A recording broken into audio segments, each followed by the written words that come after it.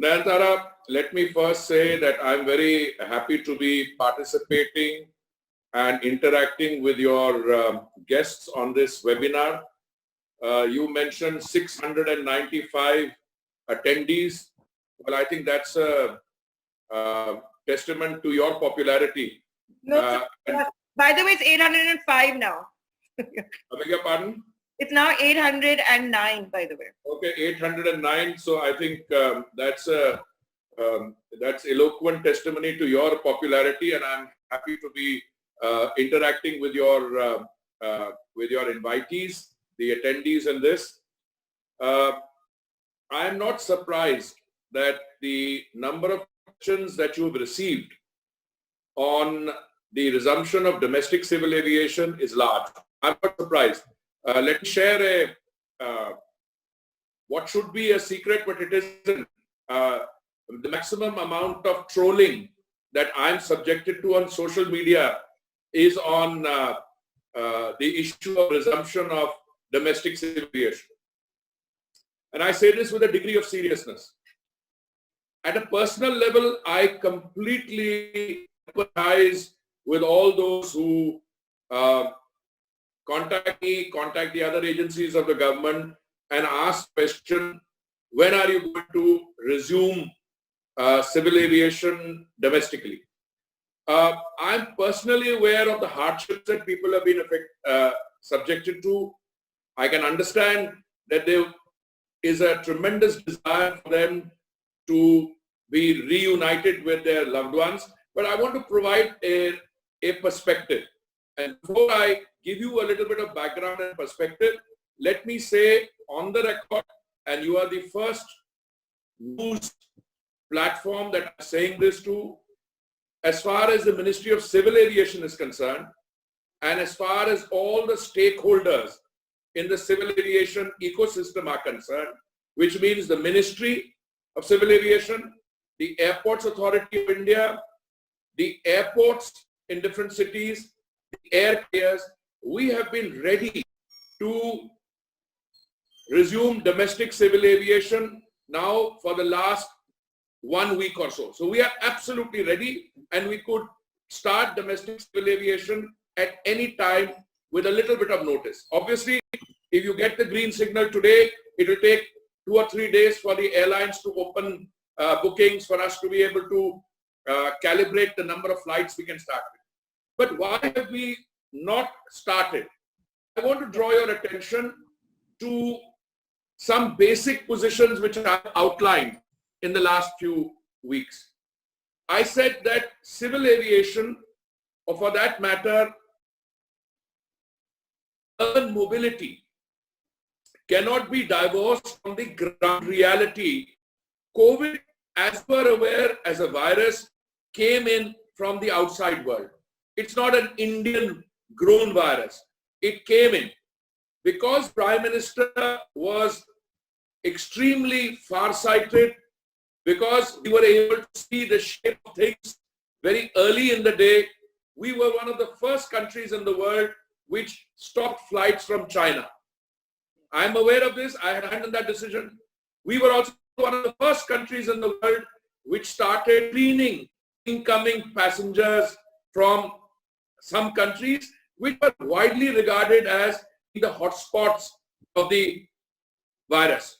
I can recall you countries like Italy, countries like Iran, even South Korea at one point of time, China definitely. We were one of the first to stop flights from China. I recall being complimented by a senior colleague, a former prime minister of another country with whom I had worked. He said, well, that was a very timely step.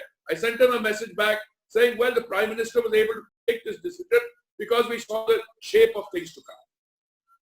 Nayantara, because the prime minister took early action and we were able to we screened about 15 lakh incoming passengers. We were able to make quarantine arrangements because we were able to take those early measures, and because the prime minister ordered a lockdown early, that is on 23rd March, we were spared the kind of devastation which other countries have been subjected to. We have a population of 1.35 billion. If you look at the total number of cases, they're on this side of 3,000. Now, yes, you got 100,000 or so affection, but the doubling rate, my friend Shamika Ravi tells me, is about 23 days. So in terms of absolute numbers, we have been able to contain the spread of the virus largely on account of the timely action. And now, let me recall a few statements which some of my friends on social media who told me choose deliberately to forget. The decision to open up civil aviation for domestic traffic is not a decision which the Ministry of Civil Aviation can take. It is not even a decision which the central government alone wants to take. It is a decision which, in the spirit of cooperative federalism, has to come in consultation with state government. And many state governments, when we started, I said on record, civil aviation is umbilically tried railways. You know, if you don't allow railway traffic, you can't allow civil aviation. Similarly, when you allow civil aviation, you have to open railways first because the numbers are that much more. Let me give you an example.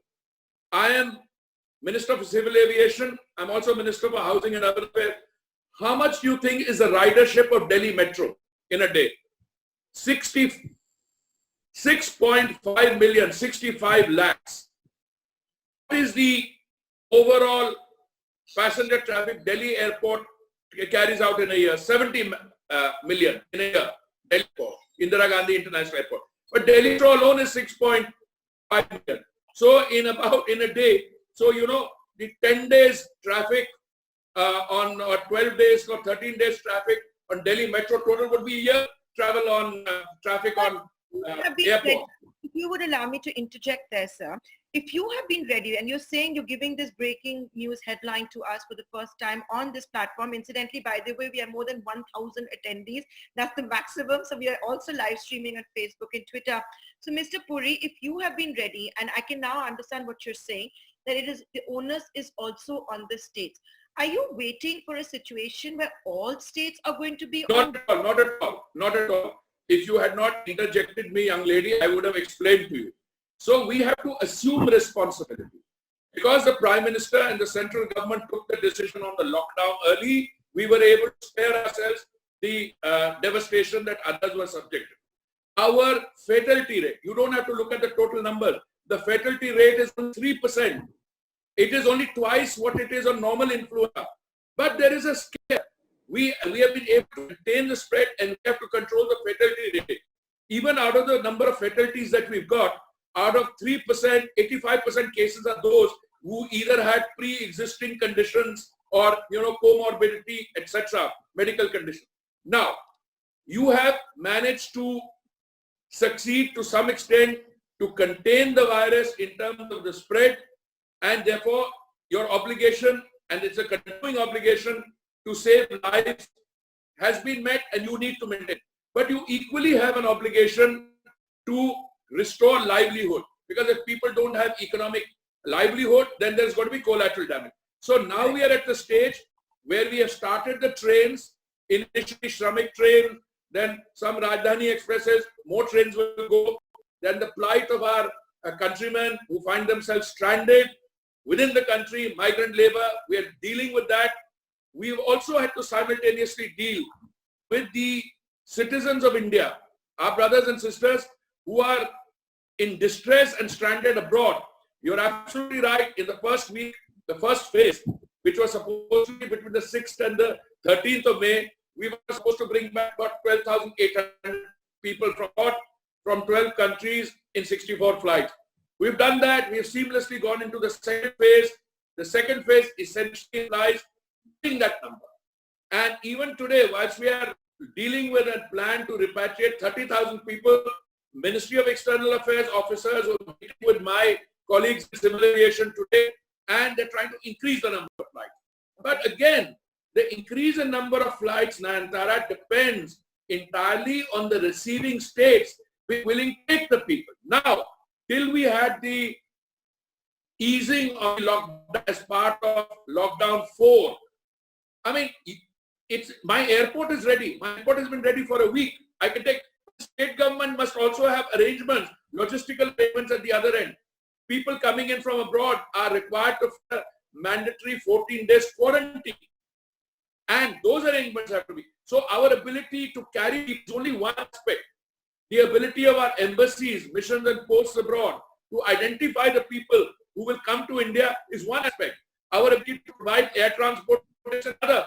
But the equally important thing is that the receiving state for the state government. And we have been receiving cooperation. I have deliberately, therefore, in the last week or 10 days, I said we are hoping to do it early. Today, I have gone a step further.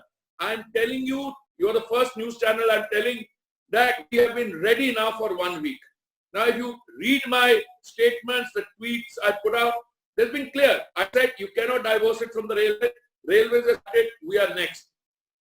But urban transportation in a full way will take time. It'll take time. You're opening buses a little, some place 20% of capacity, place 50% of capacity. Metro will take a little time.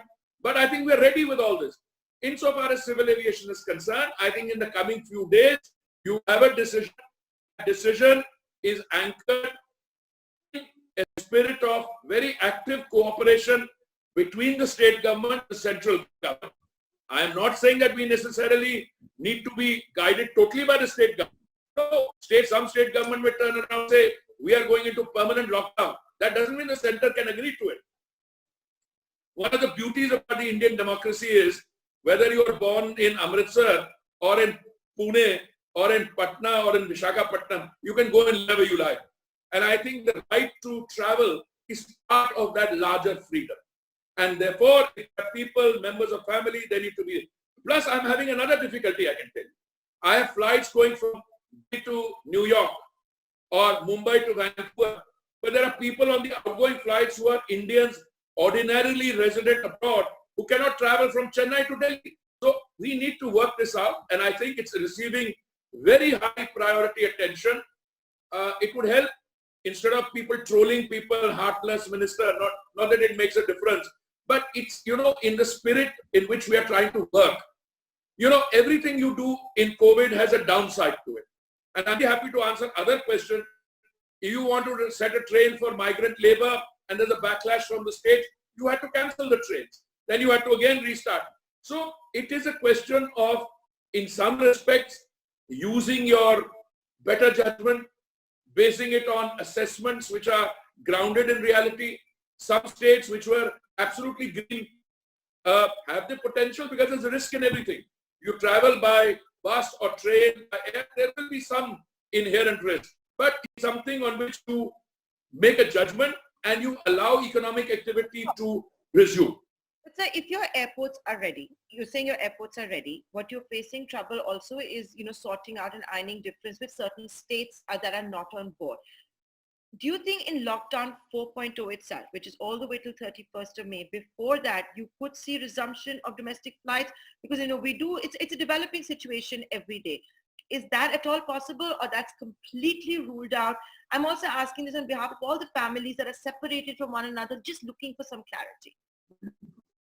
Look, let me, I'm not sure I may have, it was not entirely audible, but I think your question is, and correct me if I'm wrong, whether we need to wait till lockdown 4 is over.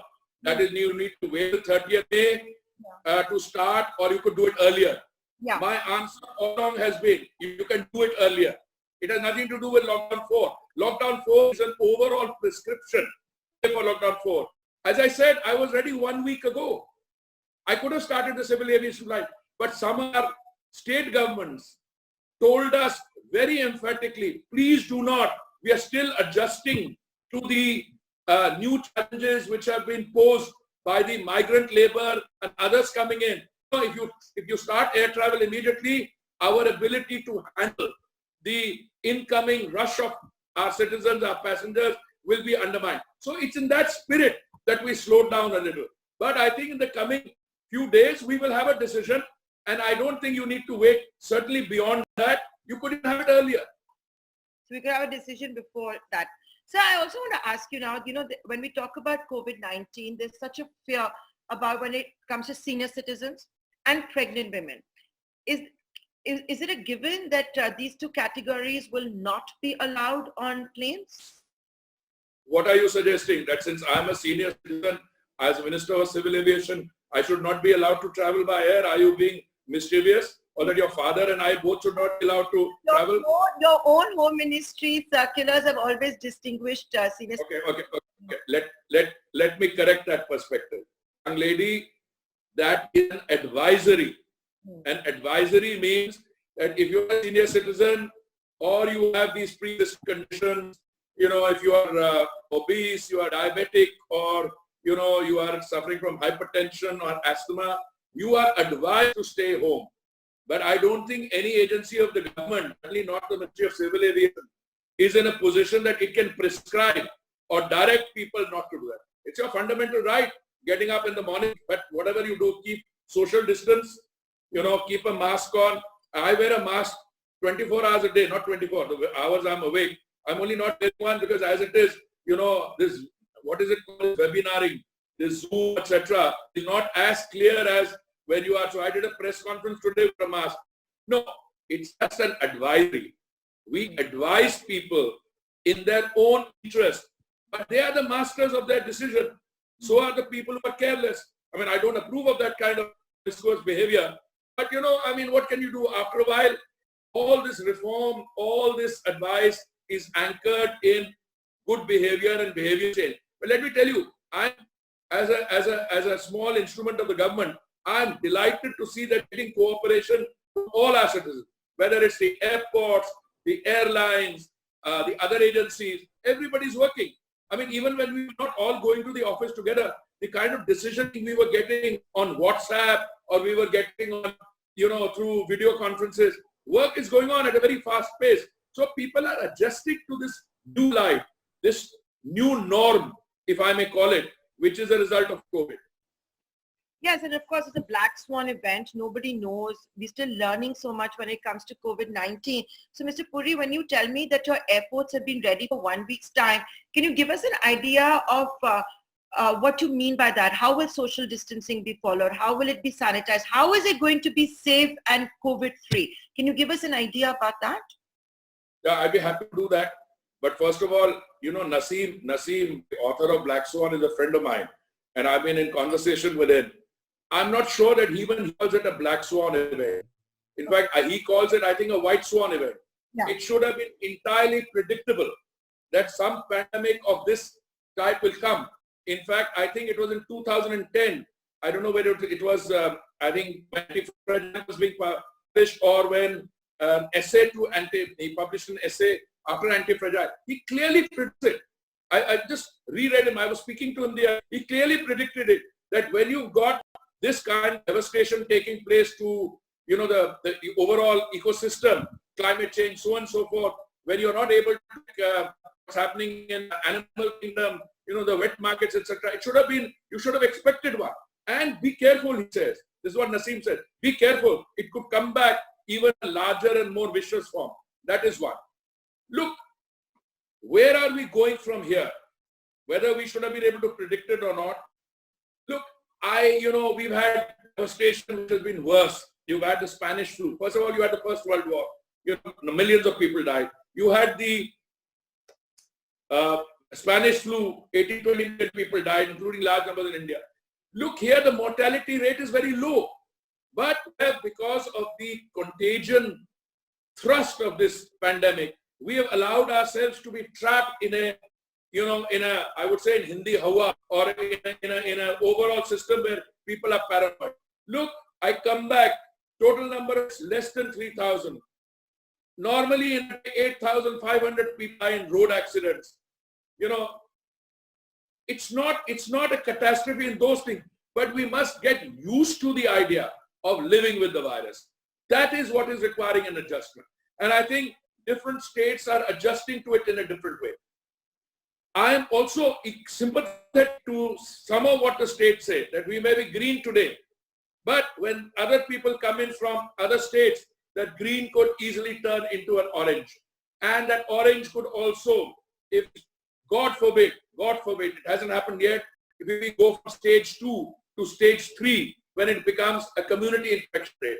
So this is what needs to hold back. That's why the decisions have to be carefully deliberated, carefully considered, and that's how we are doing it. No, sir, but I take your point. And look at Goa. It had become a green zone, and now it suddenly got 16 cases, and they are saying it's because of an incoming train. But Mr. Puri, you know what we've also realized now with time is that thermal screening doesn't work. You know, the temperature that you take, you can be asymptomatic. So therefore, how will you allow people into airports being convinced that they don't have COVID? How will you follow sanitization norms? How will social distancing happen in airports? I was asking you, when you say your airports are ready, can you give us an idea, beginning with first, like, how will you allow entry? First of all, I think your question is on SOPs, standard operating procedures, which will be followed. We have to still declare those, but I can tell you, we put across a draft the other day of SOPs to the airlines, airports, and we wanted everybody's reaction to that. Some of your very aggressive and active collaborators in your profession were carrying these as the government's guideline. So some of your friends, not you, some of your friends were sending me nasty messages. Why is this? You have kept it away from us. Such and such channel is running it. So I said, what do you want me to do? Do you want me to issue a denial every time somebody runs with a bit of, I wouldn't call it fake news. It was a draft on which we were seeking people's views. And there are some channels, without it being finalized, decided to run. Well, one thing is very clear. I cannot announce the SOPs because the SOPs are formally announced, but I can give you a peep into the kind of new SOPs we'll have. First of all, fundamental rule of the new SOPs will be that you will have to avoid all situations which involve crowding at airports. You know, we were able to screen 15 lakh passengers coming in, but one day the situation in Delhi airport became slightly unmanageable. Why? Because earlier what we were doing is we were screening people before they embarked into an aircraft. We were doing thermal screening when they came in, and after they were thermal screened, then the concerned state government authorities would decide whether they needed to have secondary screening or whether they could be stand for home quarantine, etc. But at one stage when the numbers were going up, the state government authorities decided to change all that. What did they do? They introduced a level of secondary screening. The minute secondary screening land and number of aircraft are coming in, you had large queue. The same people who were clamoring for logon ko le aao, how can you leave people stranded? Suddenly, they became great champions of, your government doesn't get this right. Now, I tell you one or two amusing situations. One journalist, she shall remain nameless, she tweeted that she came through Delhi airport and she was not subjected to screening. Now, in my line of business, this is serious. Because if we have a system of screening at the airport and somebody who's a responsible journalist says she was not screened, for me, it means there is a systemic failure, and that could be large scale. Yeah. So I called the chairman of the airport authority, I called the DGCA, I said, this is the passenger's name, this is the passenger's photograph. Now people don't realize we've got CCTV cameras everywhere. It took Nayantara 15 hours, but we located the leak. We were able to see screenshots of her coming through a thermal screening device. We showed her the photographs, we tweeted them, and then she sheepishly came back and said, oh, I did not realize. Well, if you didn't realize, don't make a public statement to the effect that you were not screened. And then she said, but no doctor spoke to me. But that's the idea. That was a system in place that if you are okay on thermal screening, a doctor should not. If you are not passing the thermal screening or the thermal screening said your temperature is way beyond. It's not good enough, right? That's what we've learned with time, and you can be asymptomatic for many, many, many days. No, I'm coming to that. You see, this is where the problem is. So you have situations very often, a passenger is screened at the point of embarkation. A passenger is screened at the point of disembarkation. But because of what you describe as asymptomatic, that you could be carrying the virus and not showing any symptoms, that is why all incoming passengers are required to undergo a mandatory 14 days quarantine. And it has worked. It has worked. Now, what happened in the 15-20,000 people we brought from other countries in the recent thing? Yes, there have been a few cases. One day I turned around and said there are only 2 cases. Well, I had to eat my words because in the next lot I saw there were a few more. But that's a risk you take. If these people coming in are under mandatory quarantine for 14 days, we will be able to manage the situation. Now coming to domestic passenger, clearly no crowds at airport. We are very serious about the idea because the queuing takes place. Why? The queuing takes place because you take your, your ticket, e-ticket, and show it to the person issues you a boarding pass. We are now in favor of boarding passes being, this is not the final word, this is our current thinking. You can have your boarding pass printed at home, then you can come. If travel a little light, not with lots of baggage because there are issues involved, and if possible, even have the baggage tag printed at home or elsewhere.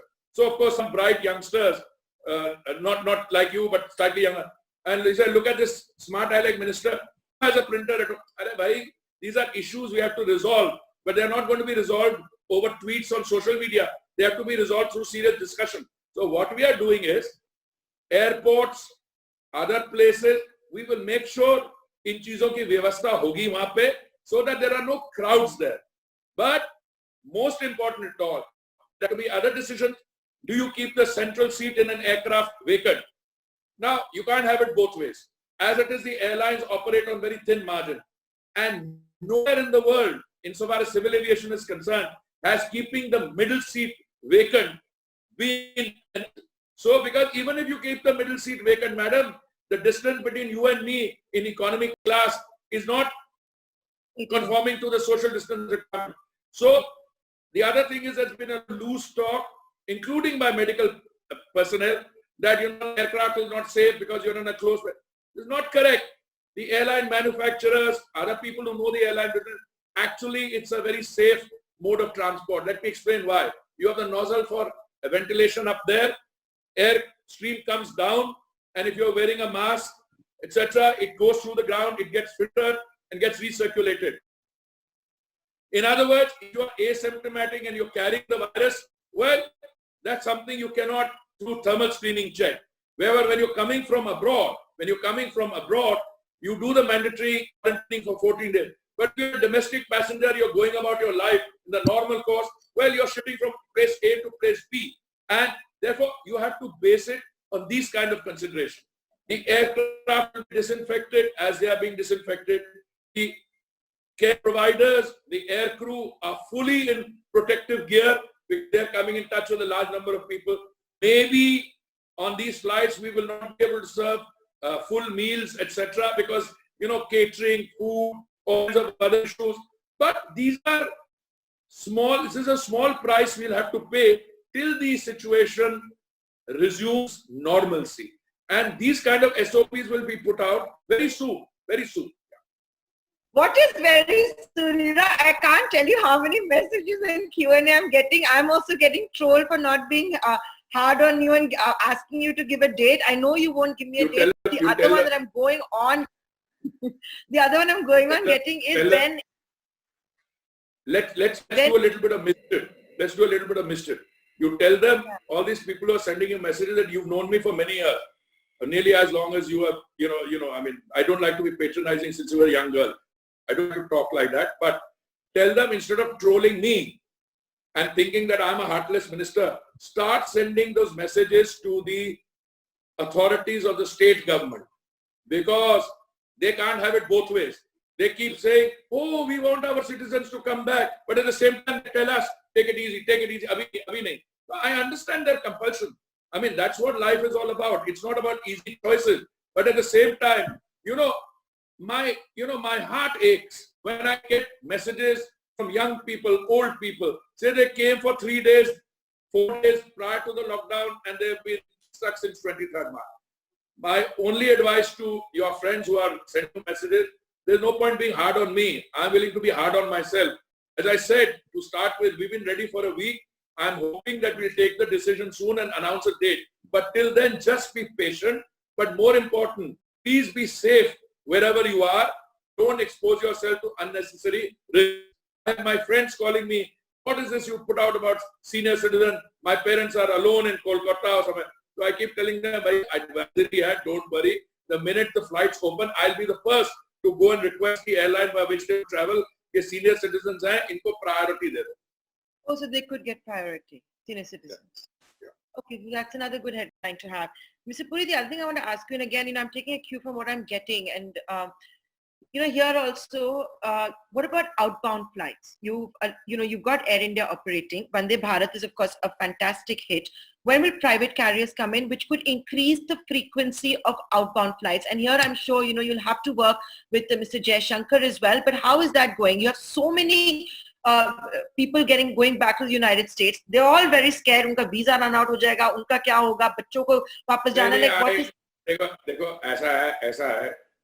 They are scared or they're not scared. Look, I have members of my family living outside. I know what the reality is. We are going through a very troubled time. A lot of people have lost their jobs. Those who have what I call certain means to sustain themselves even without jobs, they have a slightly different view.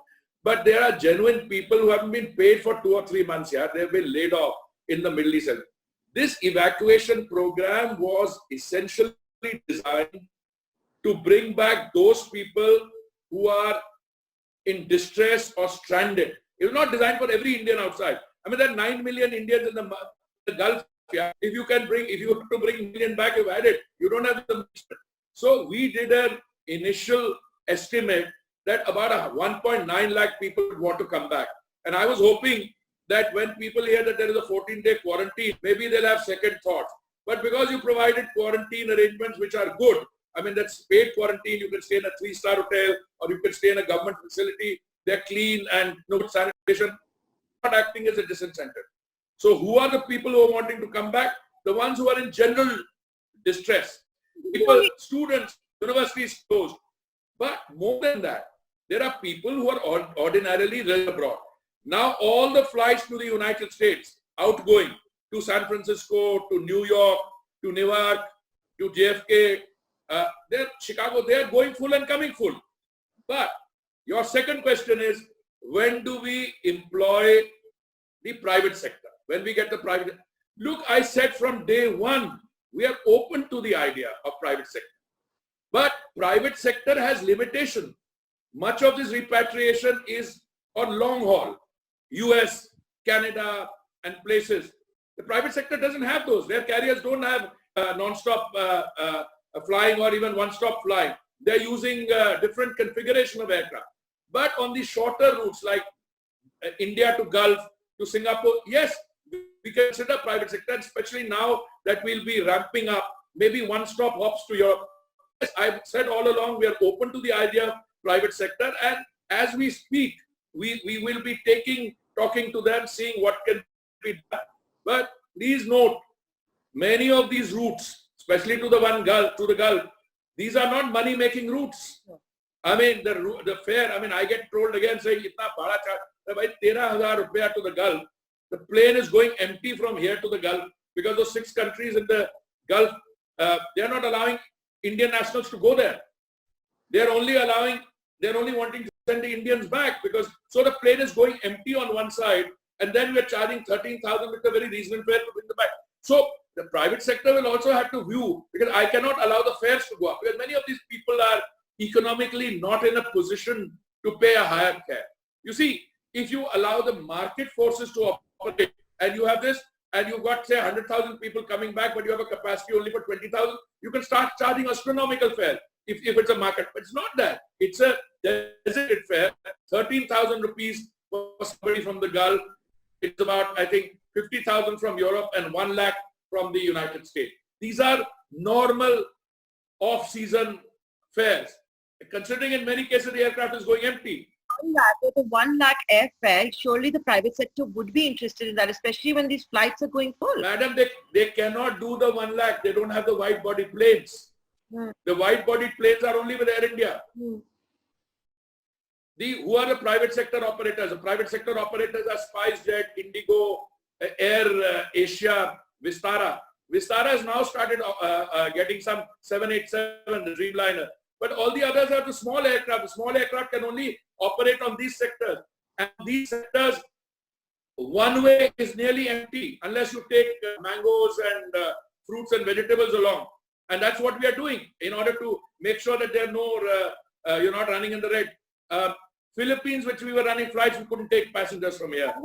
6 countries in the Gulf region, we couldn't take. Your first one to Singapore, I think, only had 1 passenger. Yeah, we had Mr. 1 passenger. But what I also wanted to ask you was that at a time like this, I get all the losses that Air India is making, how it has been absolutely unviable. I will also play a little nepotism here and ask the question that my father has asked over here. He has threatened I won't get food for dinner otherwise, which is that why don't you fix Air India? Because at a time like this, what you have seen is if you didn't have a national carrier, what would have happened to India? The medical kits that have come in, the PPE suits that have come in, how you've used it for evacuation. The question I want to ask you is that are you still going to sell Air India or are you going to fix it? You ask your dear father, who's a close friend of mine, if he can arrange my 70,000 crore debt which Air India has, if you can find some way of producing a magic wand. Look, let's be clear. I'm an admirer of Air India. Every opportunity that I get, I say it's a first-rate national asset. I say it's to, it has 120 planes, it has excellent engine. I say all that. But at the end of the day, I'm also a realist that it requires a fusion of 500 to 600 crores every month to remain alive. That's the reality. Of course, I mean, don't quote me, and if I say it, I know I'm going to get trolled. I think. Well, there are countries which don't have national carriers. They are carrying out evacuation flights. Maybe then you go. Maybe your other carriers, industry carriers can acquire Air India, or the government will have another. Look, these are not questions. I understand the spirit. At a time like this, we should applaud Air India's effort, but we should carry out reforms, both in domestic civil aviation management, salaries, etc. Because you cannot run an airline system where everybody's enjoying themselves. The aircraft manufacturers, they laugh their way to the bank, the airport. The only guys losing money are the airlines. You have to get realistic on that front. मेरा खरीदने वाले बहुत हो गए madam आप wait करिए after COVID is over Indian civil aviation will not only resume its growth, it will come out much stronger and will be a global leader. So you think soon after COVID-19, but I don't know how long. Well, first of all, I don't know when COVID-19 is going to last. Do you have a figure? I don't know. I'm told that the virus is going to be around. You may get a vaccine in a few months' time or in 9 months' time. Look, I'm not putting a time span on it. All I'm saying is India is uniquely positioned to reclaim its position in civil aviation because we have a large country, we have a large domestic traffic, we have also very large outbound traffic. Our footfall prior to COVID was 435 million a year. Now that's an asset. I mean, countries which are very small, but they make money in their airlines by carrying the passengers of other countries. That's going to change. It will have to change. I mean, if you have a direct flight between here and Vancouver, why would you go to a intermediary point to get to Vancouver? No. But then given that point, sir, why don't you deploy more Air India aircraft for evacuation? We are doing it, madam. We are doing it. As we speak, we are doing it. But it's very easy to question a minister on the phone. But you know what the realities are? The crew has to be tested before it can get on the aircraft. After the crew carries out the flight, crew is again tested after the flight. Then the crew will be in a mandatory quarantine. So, I mean, the number of hours a crew can fly and be operationally available reduces this totally. So, there is a question of crew, there is a question of aircraft, all manner of things. The other thing I wanted then to ask you is globally what we started seeing is a case of self-quarantining. Do you think India is ready for that, or will it have to be the state-mandated quarantine facilities or hotels? Is that the logical next step, self-quarantining at home? I don't want to be answering that question. If you had a society which was entirely strong on self-discipline, if you had a society where if I say I'm going to quarantine myself, I'm going to quarantine myself.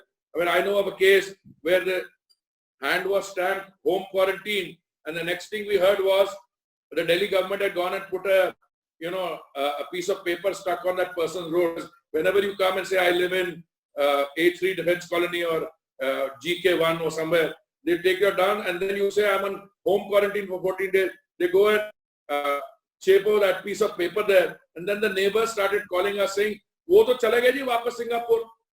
So these days you can make out from their phone number there in Singapore. So I hope people have a change of heart. I hope people are disciplined. But this is not a risk you can take. Because you heard the story of the patient zero. One guy can go and infect God knows how many. So we have to be careful. We have to make sure that the system is in place. So I would say that this mandatory 14-day quarantine requirement which the states are imposing is fully understandable. And I would support it. Before I go to housing, I just want to ask you one question. You yourself use this phrase, airlines are running on thin margins. So can India afford to have another airline get grounded? If you talk to airlines, they say that they're very scared about their future, but they're going to survive COVID-19. I think the biggest stimulus measure that has come perhaps also from the government for aviation has been the fact that it's intervened and made sure two of the largest airlines, SpiceJet and Indigo, actually reversed the salary cuts. Very good news for the employees, but not so good for their P&Ls and their balance sheet. So, sir, what is the plan to make sure the airlines stay vibrant? And is that your area of concern at all? Because that is the private sector. I am not going to negotiate the stimulus required by the airlines through a webinar. Let me tell you very frankly, there are some airlines which have demands which are airline specific. I can't get into those, but there are certain things that the airline industry needs. In a situation in which there has been no revenue for airports, other than that little bit, Lifeline, which incidentally Lifeline Udan is done fantastic work. I mean, 890 tons of essential medical supplies and cargo, and it's really heartwarming. But when the revenue of airports is down, when the airlines have not had any revenue, when the tourist sector is completely down, so we need to look at what can be done for the ecosystem per se. So in the stimulus package which Nirmala ji outlined, there were three things for the airline aviation sector. One of them is, domestic airspace management. Important because, if you're going to spend 30% extra flying, that means 30% extra fuel, 30% more flying time, and so on. So that's a good reform. MRO, bringing the GST down, will mean our airlines will be able to get engines and repair and servicing done inside the country rather than going on. Very, very important. Similarly, the privatization of airports will again, we did 6 earlier, we awarded 3, we're going to do another 6, we get the other 3 sorted out. These are excellent things. But there are other issues. And not only as a line ministry, but these I'm pursuing on a daily basis. I can't even tell the airline. I mean, I've had meetings today to plead that, that we look at the problems which some of the airlines are facing in their loans. Maybe the banks can give them some soft loans to tide over a 3-month, 6-month period, which they can repay after they've, 6 months within the activity started. So we are pleading all those things, but it's not something, some journalists, including someone from your outfit, they have the habit of getting these points from the airlines, and then when you have a pliable minister like me on there, you say, why would you like to do this? I mean, that's not something I negotiate through the press. Yes, we are looking at some of these things.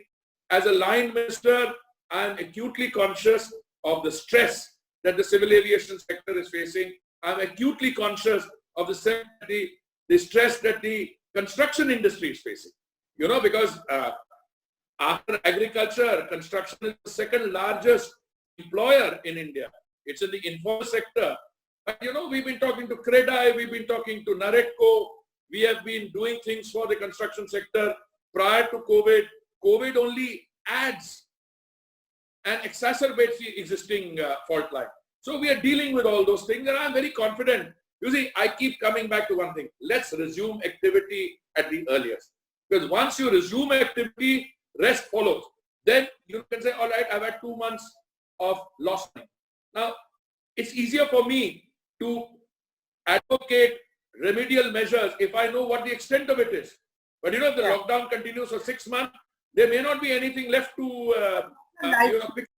I totally agree with you. Send them to abject poverty, which is the big area of concern we have, and especially when we see the movement of the migrant labor. But Mr. Puri, the other thing from a consumer's perspective, and this, there's been so many questions on it as well. So if I could ask you, a lot of the flights had taken bookings before the first lockdown, pre-23rd March. Now they're saying we'll pay it forward, we'll give you a voucher. That figure is being pegged at almost $500 million for domestic and international flights. So $500 million is now a case in the Supreme Court as well. Anything you want to say for those consumers and even the travel agent community out there which is stuck with this and they just don't know what to do? Madam, this whole business of bookings is a very complicated business. It's not just the airlines. There are travel agents in between. The travel industry has standing arrangements with the airlines. Now, if you want to travel, let's say, hypothetically, in February next year, okay? You're in May. You can buy an Apex fare or over 60 days fare and you can get a very cheap ticket. Now, many people do that. I have somebody at home who wanted to go home to Bihar, so he bought a ticket. Now, in between came the lockdown. Yeah. All right? The airline said, well, we are not in a position to refund. But there was some category of people, Nayantara, who booked just before lockdown and got stranded for long-term travel. We issued an advisory saying that they should be reimbursed. Why? Because they're directly, these are people under stress.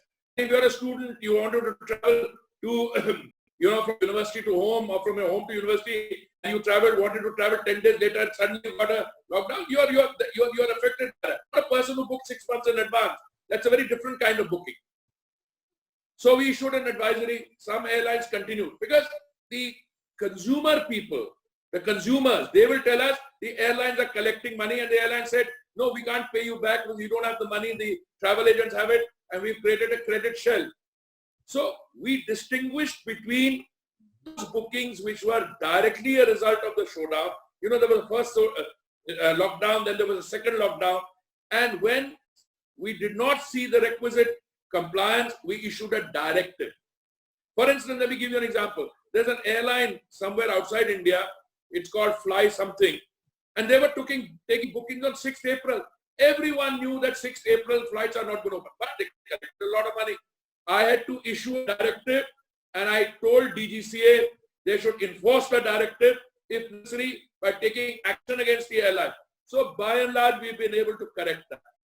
And once the airline, business resumes, all this will be subsumed. But we had to step in as a government in order to, one airline operator told me, but this is standard practice.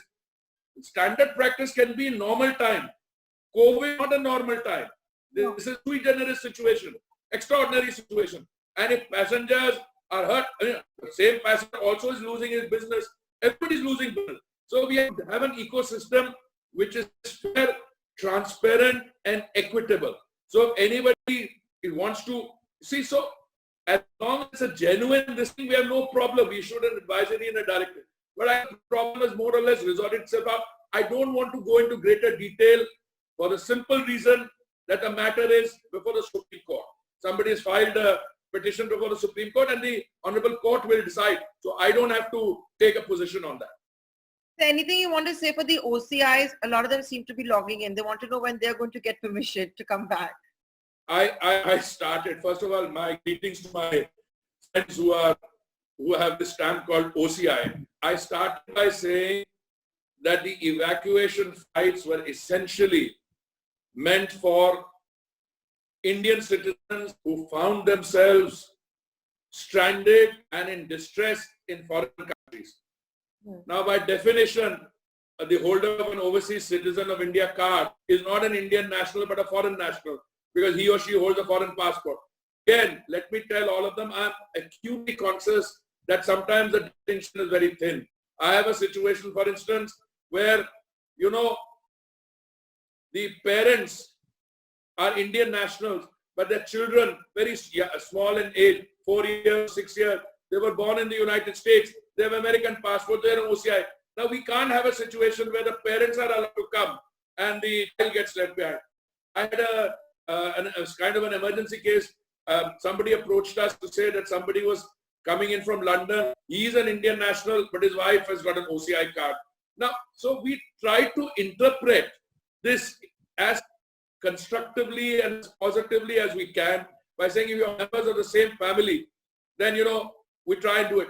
But the problem is, if there is demand, which is overriding, if that through 300 seats in an aircraft and then 10,000 claimants, on what basis will the guy on the ground give a preference to the OCI card holder, Indian nationals involved? And the same people will go and sue him. You understand? So it's a complicated situation. We will have to work out guidelines for this. I'm very much aware of what the problem of OCI card holders is. In many respects, they have exactly the same problems that Indian nationals have in a crisis situation like this. Now we could talk about your other portfolio, housing now. Do you really need to? Yes. No, I'm okay. I'm happy to talk about it. Yeah. You see that, sir, when you look at aviation and housing, both of them, and you look at the economic stimulus package that has come out, some more could have been done. These are very labor-intensive sectors. You're looking at a sector now when you talk about housing, the migrants, how they've been treated, how they're struggling to go back home. I don't know if they'll be in a hurry to come back to go and work at construction sites. You've got the monsoon also coming with us. So even if you come out with a fancy stimulus package, where are you going to get the labor, sir? Well, you are being philosophical. Let me just share with you. When you say more could have been done, I mean, that's an expression I can use anywhere.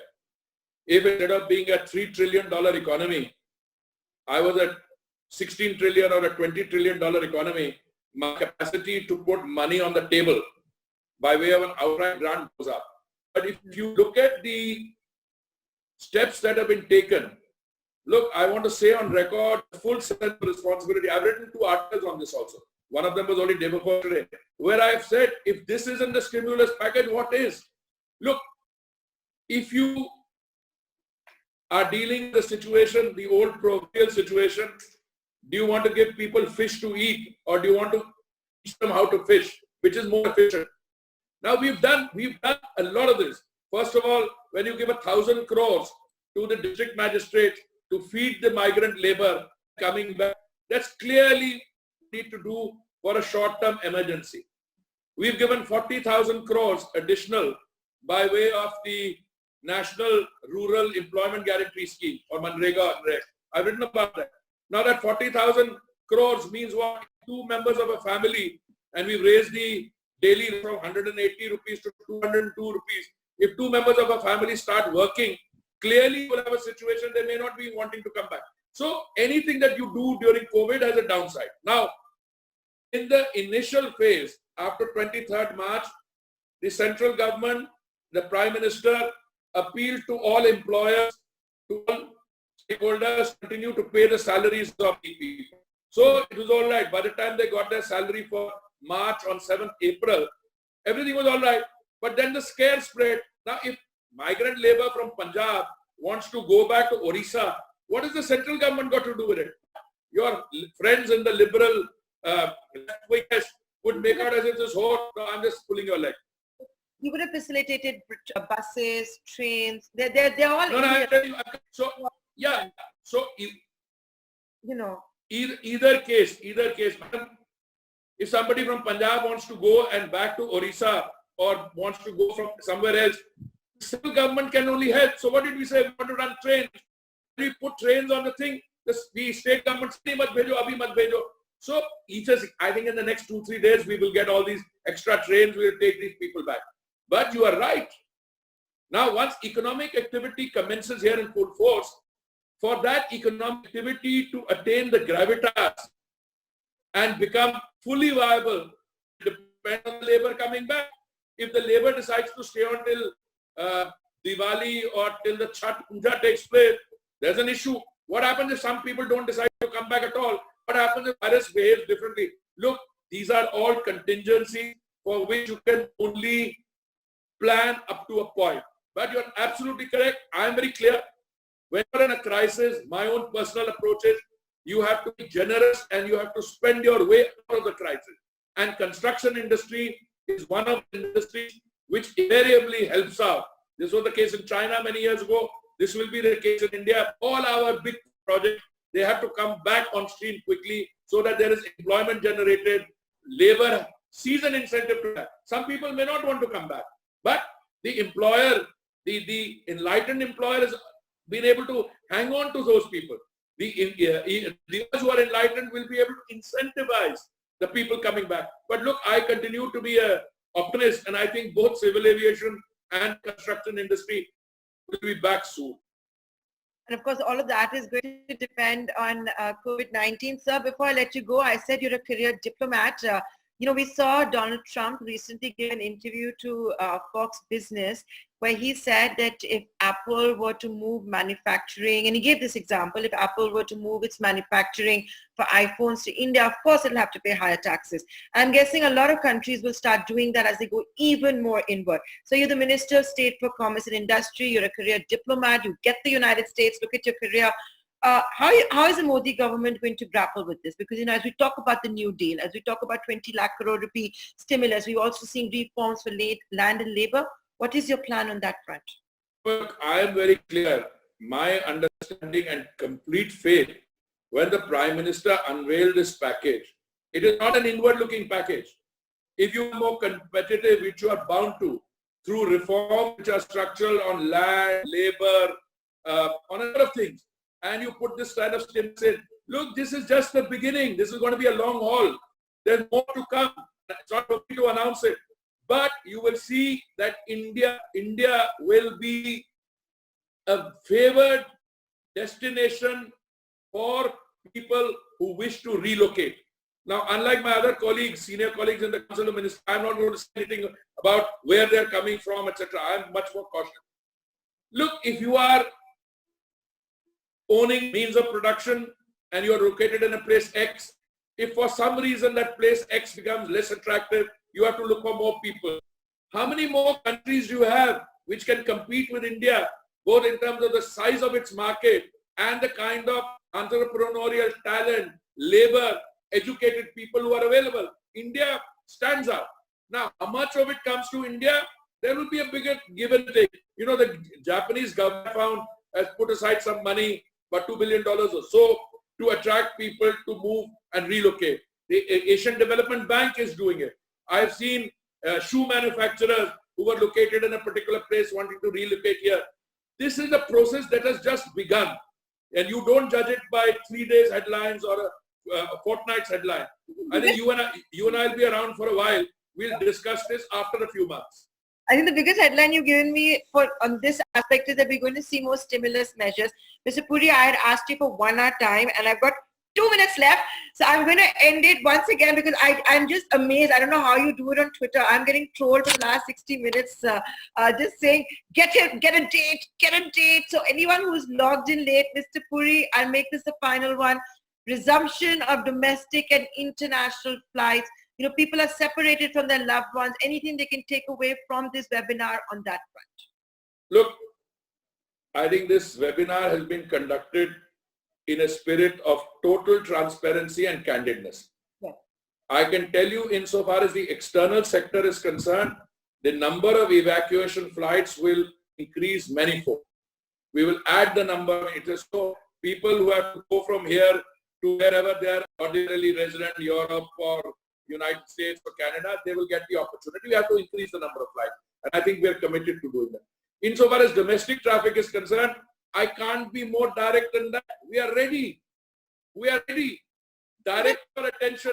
And Tamil Nadu. Do you believe? So is it states like Maharashtra and Tamil Nadu? Because, they've I'm not. Look. Okay. Look, I spent 40 years in another profession. I'm not naming states. I mean, why should I name any state? Because their positions are not written in stone. When I speak to their minister, I spoke to one minister who's himself tested positive on COVID in one of the states. And I went to him, he said, Dekho, we are very clear. Abhi thoda hame control karne ki zarurat hai kyunki bahut migrant labor andar aa raha hai aur hame unke liye vyavastha karni hai. But it's against the doctrine of common sense that you will keep civil aviation closed. You have to open it. तो इसमें आप क्यों इतनी बारीकियों में पढ़ रहे हो? वो जो आपके स्क्रीन मैसेजेस आ रहे हैं, बोलो आज कल या परसों, अरे भाई हो जाएगा, जल्दी होगा. I think the best statement I can make is we are ready, the airports are ready, the air are ready. The minute we get a green signal, it's only a question of 3 days after that. So why don't you at least start the connectivity between states that are willing? Why don't we? Madam, I said, madam, it's not so simple. It's not कि video conference कर लो, 600 लोग होंगे, 700 लोग होते हैं, बड़ी इसमें और भी इंटरस्टेट प्रॉब्लम्स होती हैं। आप ले जाओ किसी स्टेट में और वो हवाई अड्डे पे उतार दो उनको, आगे जाने की बस नहीं हो और chaos होगा. There'll be, there are issues. So we have to tie all this up. Okay, and with that, Mr. Puri, you promised me 60 minutes, and thank you so much for your 60 minutes. Thank you for being candid, answering all of our questions. I'm sure all those who have attended are going to feel better. They know a lot more than they did prior to this webinar. Honorable Minister, I'd like to thank you once again for being a part of this ET Now webinar.